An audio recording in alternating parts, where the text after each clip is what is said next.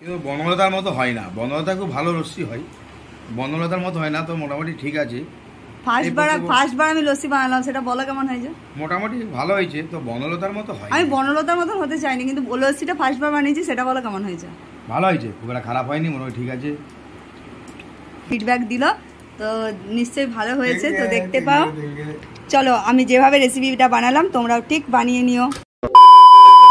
নমস্কার বন্ধুরা, সুপ্রিয়া ইউটিউব চ্যানেলে তোমাদের সকলে ভালোবাসা ও আশীর্বাদ নিয়ে আজকে আমার একটা ব্লগ শুরু করছি। তো আজকে ব্লগটা ছিল একটু লস্যি বানানো নিয়ে। তো চলো, যেহেতু লস্যি খাওয়ার ইচ্ছা আমার এই বেটুটার, তো বেটুর ইচ্ছা মতন ও আজকে সব কিছু নিজেই জোগাড় করেছে। আর আমি ফার্স্টবার কিন্তু আজকে লস্যি বানাচ্ছি। আমি কোনো দিন এর আগে লস্যি বানাই না। যদি আমার লস্যি বানানো আজকে ঠিকঠাক হয়ে থাকে তো তোমাদেরকে আমি নিজেই বলবো যে এইভাবে লস্যিটা বানিয়ে খেয়ে দেখো, তো খুব ভালো লাগছে। তবে আগে আমি নিজে বানাই, তারপরে বলবো যে টেস্টটা কেমন হয়েছে। ওকে চলো, যা যা দিয়ে লস্যি বানাচ্ছি সবটাই দেখে নাও। তো বন্ধুরা, আমি লস্যি বানানোর জন্য নিয়ে নিয়েছিলাম বরফ।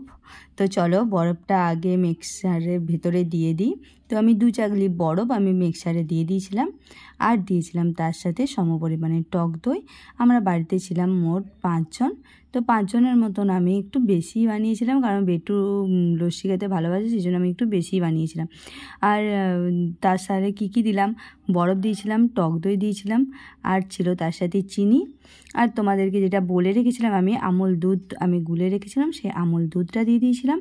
তার সাথে দিয়েছিলাম কাজু বাদাম, আর দিয়েছিলাম ছোটো এলাচ, আর দিয়েছিলাম বিট লবণ। মানে এগুলো লস্যিতে দরকার লেগেছিল।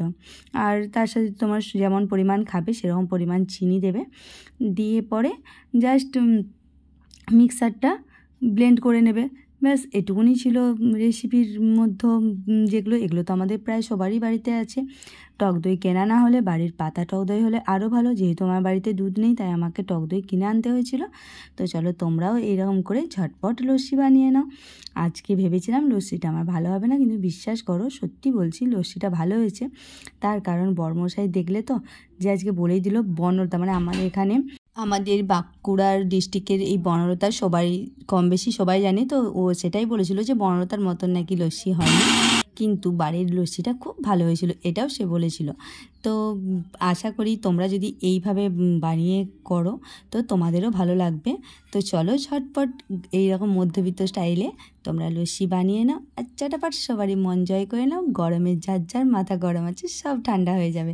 তো আমার মতন যারা ফার্স্টবার লস্যি এইভাবে বানাচ্ছ, তারা নিশ্চয়ই আমার এই লস্যি বানানোটা দেখে অনেকটা উপকৃত হবে।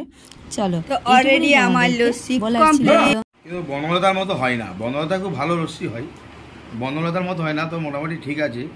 ফার্স্টবার আমি লস্যি বানালাম, সেটা বলো কেমন হয়েছে? মোটামুটি ভালো হয়েছে, তো বনলতার মতো হয়। আমি বনলতার মতন হতে চাইনি, কিন্তু লস্যিটা ফার্স্টবার বানিয়েছি, সেটা বলো কেমন হয়েছে? ভালো হয়েছে, খুব একটা খারাপ হয়নি, মোটামুটি ঠিক আছে।